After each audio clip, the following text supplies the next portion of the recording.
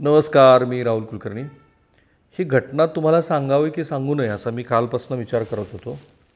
आज मी त्या घटनेचा FIR मिळवला. थोडं पोलीस सूत्रांशी बोलल्यानंतर माझ्या असं लक्षात आलं की हे त्या संबंधित महिलेनं केलेलं काही पहिलं आणि एकमेव प्रकरण नाही आहे. आणि ज्याला आपण असं म्हणतो की सराईतपणा आहे. मी हॅबिच्युअल हा शब्द वापरणार नाही. काही प्रेक्षक असं म्हणतील की ते पुण्यात घडलं आणि पुणे तिथे काय गुन्हे वगैरे असं पण दरवेळेला करण्याची काही गरज नसते. म्हणजे हे खरं आहे की एखादी महिला पुरुषावरती अत्याचार करते ही बातमीच इंटरेस्टिंग आहे, पण ती अपवादात्मक नाही आहे. मी अगदी देशपातळीवरचे पण सगळे संदर्भ शोधले. अगदी 6 महिन्यापूर्वी नवी मुंबईमध्ये बहुतेक एका इंग्रजी माध्यमाच्या शाळेमध्ये इयत्ता 10वीच्या मुलावरती त्याच शाळेतल्या शिक्षिकेनं केलेल्या अत्याचाराची बातमी ही प्रमुख प्रसारमाध्यमानं खूप तपशीलवार विवेचनात्मक पातळीवरती कव्हर केली होती. आणि त्या शिक्षेला नंतर अटक पण झाली आणि ते प्रकरण हायकोर्टात गेलं. पण इथे मला 2 प्रश्न पडले होते. एक प्रश्न असा होता की ह्या गुन्हेगार महिलेचं नाव सांगावं की सांगू नये, आणि जो पीडित आहे तो पुरुष आहे तर त्याचं पण नाव सांगावं की सांगू नये. पीडित जो पुरुष आहे त्याचं मी नाव नाही सांगत, पण जी महिला ज्याच्यावरती FIR नोंदवलेला आहे तिचं मात्र नाव सांगितलं पाहिजे, कारण पोलिसांच्या मते त्यात सराईतपणा आहे. घटनाच इतकी इंटरेस्टिंग आहे की तुम्हाला असं वाटेल की एक महिला पुरुषावरती अत्याचार कसं काय करू शकते, तिच्यात इतकी शारीरिक ताकद आहे का. बरं, हा पुरुष तिच्याबरोबर इतक्या वेळेला गेला, म्हणजे त्याच्यात काही लोक त्यातला आंबट शौकीन अर्थ पण काढतील, पण मी ते नाही सांगणार तुम्हाला. मला एवढंच सांगायचं आहे की समाज बदललेला आहे आणि गुन्ह्याचं रूप पण बदलतं आहे. त्यामुळे त्या बदललेल्या रूपामध्ये हा एक व्यक्ती आहे बरं का. तर त्या व्यक्तीनं हा FIR नोंदवला आहे. कोथरूडमध्ये नोंदवला आहे पुण्यात. कोथरूड पोलीस ह्या संदर्भामध्ये गुन्हा दाखल करत आहेत. तर तक्रारदारानं गौरी प्रल्हाद वांजळे या महिलेच्या विरोधामध्ये तक्रार दिली आहे. तर ह्या पुरुषाची ह्या आरोपी महिलेसोबत ओळख कशी झाली, ती झाली आहे 7/11/2024ला. तर तक्रारदार, त्यांची पत्नी, मुलगा आणि मुलगी हे सर्वजण त्यांच्या 3 मित्रांसह कुटुंबासोबत तुळजापूर इथं देवदर्शनाला गेले होते. त्यावेळी त्यांची ओळख गौरी प्रल्हाद वांजळे हिच्याशी झाली. आता त्या FIRमध्ये जे नोंदवलं आहे, मोठा FIR, ओळखीचा फायदा आणि घरी येणं जाणं कसं सुरू केलं. तर गौरी वांजळेनं या ओळखीचा फायदा घेतला. तक्रारदाराच्या पत्नीला कॉल करून त्यांच्या घरी येऊन राहायला सुरुवात केली.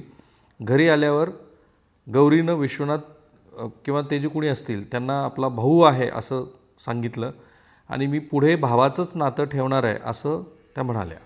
यातले जे काही नावं मी काल्पनिक पण वापरणार, पण गौरी वांजळे हे जसं FIRमधलं नाव आहे तसंच आहे. तसंच गौरी ही हायकोर्टात वकिलीची प्रॅक्टिस करते आणि म्हणून तिचे खूप मोठे ओळखीचे संबंध आहे असं तिनं सांगितलं. म्हणजे ही वकील आहे महिला. त्या ओळखीचा उपयोग करून भावाच्या नात्यानं गौरीनं असं म्हटलं की मी वेगळी कामं करून देईन.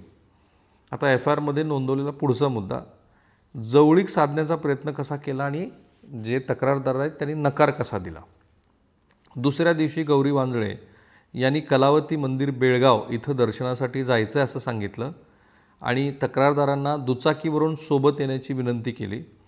वाटेत त्यांनी तक्रारदाराला आपण बेस्ट फ्रेंड आहोत आणि त्यांच्या अडचणीत नेहमी मदत करण्याची भाषा वापरली. या दरम्यान त्या तक्रारदारासोबत जवळीक साधण्याचा गौरी प्रयत्न करू लागली. तक्रारदारांनी त्यांना झटकण्याचा प्रयत्न केला. त्यावेळेला गौरी यांनी घाणेरडे वाक्य ऐकवायला सुरुवात केली. त्यानंतर गौरी यांना तक्रारदारांनी सांगितलं की असं काही चालणार नाही, आपल्याला असं करून चालणार नाही असं म्हणून ते गावी माझ्या येऊ नको म्हणून त्यांनी खडसावलं आणि तिला परत पाठवलं. पुढे आणखी 3-4 भाग आहेत ह्या FIRचे. पुढचा मुद्दा येतो तो आर्थिक मागणी आणि लॉजमधली घटना. गौरी वांजळे घरी थांबलेली असताना तक्रारदार कामावर गेले. तेव्हा गौरीनं कॉल करून त्यांच्याकडे पैसे मागितले, पण तक्रारदारानं नकार दिला. त्यानंतर गौरी वांजळे यांनी तक्रारदाराचा लहान भाऊ आहे त्याला विनंती केली आणि त्याच्याकडनं 2,000 रुपये घेतले. पुढे घडली ती लॉजमधली घटना. गौरी हिने दुसऱ्या दिवशी घरी जायचं असल्यानं त्यांनी तक्रारदाराला चंदगड स्टँडपर्यंत सोडण्याची विनंती केली.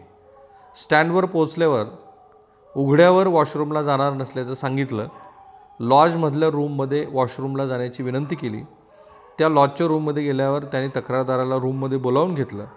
मी स्वतः मोठी वकील आहे, मुलाला मंत्रालयात नोकरी लावून देण्याची आशा दाखवली आणि तक्रारदाराचा हात धरून ओढण्यास सुरुवात केली. तक्रारदारांनी त्याला नकार दिला आणि तक्रारदार खाली येऊन थांबले.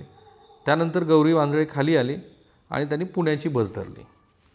पुढचा मुद्दा तक्रारीतला LIC पॉलिसी आणि पुन्हा घरी थांबणं. साधारणतः 8 दिवसांनी गौरी वांजळे यांनी कॉल करून सरकारी टॅक्स जास्त लागत असल्याचं कारण सांगितलं आणि तक्रारदारांना त्यांची LIC पॉलिसी काढून देण्याची विनंती केली. 20/1/2024ला गौरी ड्रायव्हरसह स्वतःच्या 4चाकी गाडीतून गडहिंग्लजला आल्या. दुसऱ्या दिवशी तक्रारदाराला गडहिंग्लजला जाऊन पॉलिसी करून दिली. त्यानंतर त्यांनी पुन्हा घरी येण्याचा हट्ट केल्याने तक्रारदारांनी होकार दिला. 13 ते 15/2/2025 म्हणजे ह्या वर्षी फेब्रुवारीपर्यंत त्या गौरी तक्रारदाराच्याच घरी थांबली. पुढं आणखीन एक ट्विस्ट आहे, तो आहे काशी विश्वनाथ यात्रा आणि जबरदस्ती. म्हणजे पहिल्यांदाच स्त्रीनं पुरुषावरती केलेल्या जबरदस्तीची एक तक्रार अशा पद्धतीनं पुण्यात तरी किमान रजिस्टर्ड झाली आहे. पुण्याला गेल्यावर गौरी वांजळे यांनी तक्रारदाराच्या पत्नीला कॉल करून त्यांच्या मैत्रिणीच्या कुटुंबासह काशी विश्वनाथला दर्शनाला जाणार आहेत आणि विश्वनाथ किंवा जे कोणी संबंधित असतील त्यांच्यासारखे काही भाऊ मी माझ्यासोबत घेऊन जाणार आहे, कारण प्रयागराजमध्ये कुंभमेळा भरला आहे. आणि मग पत्नीच्या सांगण्यावरून तक्रारदार हे पुण्यातल्या स्वारगेटला आले. पुढं घडलं ते धमकी आणि जबरदस्ती. गौरी वांजळे यांनी एक मोबाईल दिला तक्रारदाराला, आपल्या घरी येण्यास विनंती केली. त्यांच्या कोथरूडमधल्या घरी गेल्यावर गौरी वांजळे यांनी विश्वनाथ आणि इतर सगळ्या जे कोणी तक्रारदार असतील त्यांच्याकडचे मोबाईल काढून घेतले. त्यांनी आपल्या मैत्रिणीची सासू वारल्यामुळं इतरांचं येणं रद्द झालं असं सांगितलं. दोघांचे विमानाचे तिकीट काढल्याचं सांगितलं आणि तक्रारदाराला बेडरूममध्ये झोपावलं. आता तिथे तक्रारदारावरती अतिप्रसंग करण्याचा प्रयत्न केला. तक्रारदार झोपलेले असताना गौरी वांजळे यांनी त्यांना काहीतरी प्यायला दिलं, त्यांच्यासोबत अतिप्रसंग करण्याचा प्रयत्न केला आणि मग तक्रारदार तिथून निघून जात असताना तक्रारदारांच्या हाताला धरून गौरी वांजळे यांनी माफी मागितली. जर तू गेलास तर तुला इथंच काहीतरी करेन असं सांगून धमकी दिली. मग हे गृहस्थ वाराणसीला गेले. तक्रारदारांनी मुंबई एअरपोर्टवरून वाराणसीचं तिकडे फ्लाईट घेतलं, तिथं ते गेले.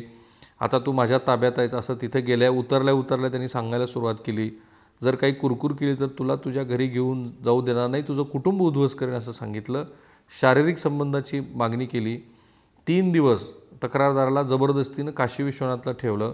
त्यावेळेला वेगळी रूम मागितल्यावर गौरी वांजळीने तू जर शहाणपणा दाखवला तर तुला तुझ्या घरी जाण्यास जागा ठेवणार नाही अशी धमकी दिली आणि त्या रूममध्ये येऊन तक्रारदारासोबत शारीरिक संबंधाची मागणी गौरी करू लागली. पुढे झाली ती खंडणी, धमकी आणि सुटका. काशीहून परत आल्यावर गौरी वांजळेनं जबरदस्तीनं कल्याण ज्वेलर्स इथं नेऊन एक सोन्याची अंगठी खरेदी करून तक्रारदाराला द्यायला सांगितली. त्यानंतर गौरी वांजळे यांनी धमकी दिली, जे काही झालं ते कोणाला सांगितलं तर तुझी बदनामी करेन, तू माझ्यासोबत लग्न कर, नाहीतर मला आत्ताच्या आत्ता 2 लाख रुपये दे, नाहीतर तुझ्या विरोधात पोलीस स्टेशनला जाऊन खोटी केस करेन. मग कसंबसं गौरी वांजळ्याच्या तावडीतून सुटका करून तक्रारदार त्यांच्या गावी चंदगडला गेले. त्यांनी झालेला सर्व प्रकार पत्नीला सांगितला. त्यानंतर पत्नीनं गौरींना फोनवर झाडलं. तिथून पुढे सुद्धा वारंवार धमक्या आणि वस्तू परत करणं वगैरे अशा सगळ्या गोष्टी होऊ लागल्या. 2 लाख रुपयाची मागणी केली आणि नंतर त्या गौरी वांजळे कोल्हापूरला पण आल्या. त्यानंतर तक्रारदाराच्या पत्नीला शिवीगाळ केली आणि मग अशा सगळ्या ह्याचा विस्फोट झाल्यानंतर या तक्रारदारानं क्राईम रजिस्टर केलेला आहे. भारतीय न्याय संहिता 308 अन्वये व्हॉलंटरी कॉझिंग ग्रीवियस हर्ट, ज्याला मराठीत आपण स्वच्छेनं गंभीर दुखापत आणि खंडणी 2 लाख रुपयाची, आणि याचा तपास सुरू आहे. आणि मी ज्या आधी म्हणालो की ह्या घटनेला फारसं गांभीर्यानं नसतं घेतलं आम्ही, पण जेव्हा पोलीस सूत्र असं सांगतायत की संबंधित महिला ही सराईत आहे, तेव्हा त्या घटनेची व्याप्ती वाढते. आणि बदललेल्या समाजातल्या 6च घटना मी तुम्हाला सांगतो. एक तर नवी मुंबईतली मी तुम्हाला सांगितलीच, पण महाराष्ट्राशी निगडीत असलेली नाशिकमधली घटना आहे, जिथे 72 वरिष्ठ अधिकारी मंत्री कथितरित्या अडकले होते, ज्याच्यामध्ये हे नाशिक हनी ट्रॅप नावाचं प्रकरण 4-5 महिन्यापूर्वी राज्यभरात गाजलं. त्याचबरोबर चंदगडमध्येच भावा बहिणीनं आमदार शिवाजी पाटील यांना 10 लाख रुपयाची खंडणी मागितली. गुन्हा रजिस्टर्ड आहे मुंबईत. उत्तर प्रदेश नोएडामध्ये 2 महिलांसह गँगनी 10 लाख रुपये उकळले. उत्तर प्रदेशमध्येच मेरठमध्ये 7 जणांना अटक केलेली आहे. कर्नाटकच्या बेंगळुरूमध्ये 2024मध्ये महिला नेत्याने बलात्काराची धमकी देऊन खंडणी घेतली. मध्य प्रदेशमध्ये कटनीत महिलेच्या हनी ट्रॅपमध्ये अडकवून 2 कोटीची खंडणी घेतली. हरियाणा आणि पंजाबमध्ये मोहालीत हनी ट्रॅपमध्ये कितीची खंडणी घ्यावी? 15.5 कोटीची खंडणी घेतली. बिहारमध्ये मोतीहारीत महिलेच्या सोशल मीडियावरती एक हनी ट्रॅपचं मोठं कांडच गाजलेलं आहे.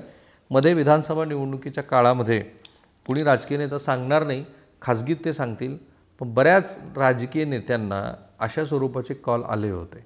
म्हणजे त्यांचं काय राजकीय करिअर ध्वस्त करण्याचा प्रयत्न होता की काय मला माहीत नाही. असं दिसतं आहे की ह्या सगळ्या प्रकरणामध्ये एक मोठं सिंडिकेट हळूहळू अशा पद्धतीनं काम करतं आहे. हे गौरी वांजळेचं प्रकरण मी महाराष्ट्राला का सांगितलं, तर अशा पद्धतीनं कोणीतरी पुढं आलं आणि आपल्यावरती जबरदस्ती केली, महिलेनं पुरुषावरती जबरदस्ती केली अशी तक्रार दिली. आता लोक काय म्हणतील, तू काय तक्रारदार काय गाढव होता का, तो काय त्या महिलेवर असा कसा काय गेला, त्या महिलेनं त्याला वाराणसीला कसं नेलं, मग कोल्हापूरला कसं नेलं, पुण्यात कसं नेलं वगैरे वगैरे अनेक प्रश्न आहेत. पण ह्या प्रश्नाचा मूळ धागा जो पोलीस तक्रारी नोंदवलेल्या FIRचा आहे आणि बदललेल्या समाजाचे संदर्भ मी जे आधी 10वीच्या विद्यार्थ्यासोबत झालेला प्रकार सांगितला होता, तसाच एक प्रकार वर्षभरापूर्वी पुण्यात पण घडला होता. आणि काही सामाजिक संघटनांशी खाजगीमध्ये गप्पा मारत असताना त्यांनी सांगितलं की हा थोडासा का असेना पण एक बदल आहे आणि त्या बदलाला नीट समाजानं समजून घ्यायला हवं. आणि महत्त्वाचं म्हणजे जर असं आपल्याबद्दल होत असेल तर पुढं येऊन तक्रार नोंदवायला हवी. कारण काय आहे की समाजामध्ये वावरत असताना आपल्या आणि आपल्या कुटुंबाच्या बदनामीच्या भीतीपोटी लोक अनेक गोष्टी सहन करतात. मी असं बघितलेलं आहे की अनेक जण आपली जी काही जमापुंजी असते ते संपवतात. काही लोक अक्षरशः आत्महत्येच्या पातळीवरती जातात आणि मग त्याच्यामुळं सगळं संपूर्ण कुटुंबच उघड्यावरती येतं. त्यासाठी मी हे तुम्हाला सांगितलं. आता ह्याच्यानंतर पण तुमचं काहीतरी मत असेल तर ह्या व्हिडिओच्या कमेंट बॉक्समध्ये जरूर टाका आणि हा व्हिडिओ महाराष्ट्रातल्या प्रत्येक घरोघरी जाऊ द्या, त्याची गरज आहे.